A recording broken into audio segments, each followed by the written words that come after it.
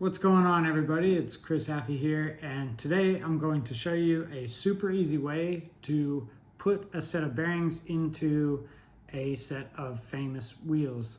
I recently started doing some stuff with Nitro Circus again, and they have some new ramps where speed is critical, and I started really geeking out on equipment, trying to optimize my setup for speed, and I heard that these wheels are the absolute fastest on the market, so I wanted to get a pair and give them a crack. As soon as I got them, I started trying to set up my skates, and they're not the easiest wheels to get bearings into. So I started looking online. I found a few ideas. One was to put them in really hot water and the bearings in the freezer, and that seemed to work. But I didn't want to do that because I didn't want to take any chances at all of messing with the connection between the urethane and the core. I saw that a bearing press worked really well, but I didn't have one. I didn't have time to order one. But I did find another way that worked really well for me, and it's essentially making your own bearing press. And if you skate, you should have these parts laying around. So all you need is the bearings you're going to use, a bearing spacer, 2 old bearings, and a bolt and a screw. And this is just standard frame hardware from a youth frame. Also 2 Allen keys. All right, so we got everything we need here, and all you have to do is stick one bearing in the wheel. Don't try to push it in at all. Just set it where it needs to be. Stick the frame bolt through it, then toss the bearing spacer on there and throw the other bearing on top and kind of center it to where it needs to be. And then all you do is take one of the bearings and stick it there and put the screw into the bolt. Take your Allen keys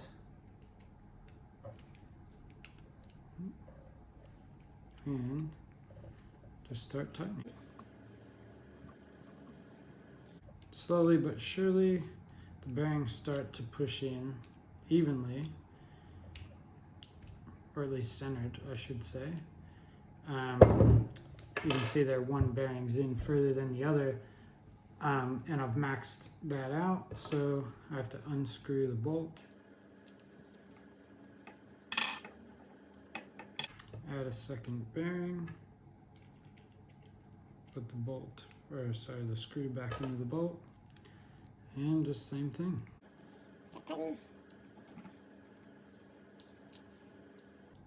And just go until you max it out. And I think with 2 bearings maxed out, it's basically exactly what you need. Screw out, bearings off, bolt out, and there you go. Bearings perfectly in, ready to ride. When it comes to getting the bearings out of these wheels, it's a completely different story. And when I was looking for information on it, I didn't actually find a single idea on even how to do it. Until I Googled how to get bearings out of scooter wheels with aluminum cores, and I got a good idea there, which is you take 2 old wheels, you place the wheel across those, you make sure there's enough room for the bearing to come out the bottom, and then you get the spacer down into the middle so that it's showing, and then you take a solid bolt and put it in there so it's sitting directly on that spacer. And again, make sure there's enough room for the bearing to come out the bottom. And then, scary part, you give it a few good whacks with a hammer. And see, after that first one, bearing's starting to come out.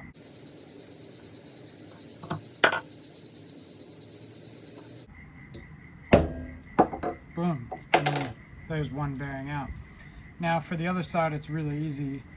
You just take that same bolt, you put 2 bearing spacers on it, stick it through the other bearing, make sure there's enough room for it, and then just give it 2 good whacks. And there you go, both bearings out. Bearings are still working. But the main thing is, if somehow your bearing seize up where you need to change them, there is a way to do it without breaking the cores. I'm really excited to see how these wheels go. and I might do a review after I get to ride them this weekend. So there you have it.